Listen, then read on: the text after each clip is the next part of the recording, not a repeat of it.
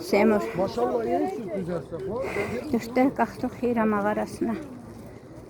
Peyğəmbərliyi verilən yerə. İndi də enişə az qalmışam. Yuxarıda çəkdik, bilmirəm da onda ölürdüm. Nəfəsimin dalı gəlmirdi. Yuxarıda çəkməyə. Həm üstdən aşağı qorxdum. Yaxşı çəkənmədim. Duaların qəbul olan yerdən dua eləmişəm sizə. Allah canınızı salamat eləsin. Samir, Seymur, istəyib-istəyənimiz, hamı, cəmiyyən cümləmiz. Seymur sənin ətrafı, Samir sənin ətrafı, Ülkər sizin ətrafınız. Ləmanın kim mənə dualar deyib hamısını. Hükmənin, Leylanın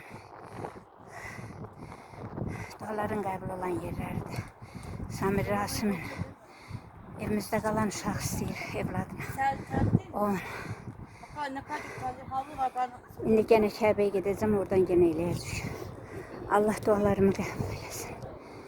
Allah canınızı salamat eləsin. Özüm insanla önündən çıxmışam deyə özümü çəkmirəm Samir.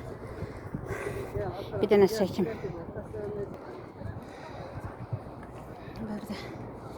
Mamam.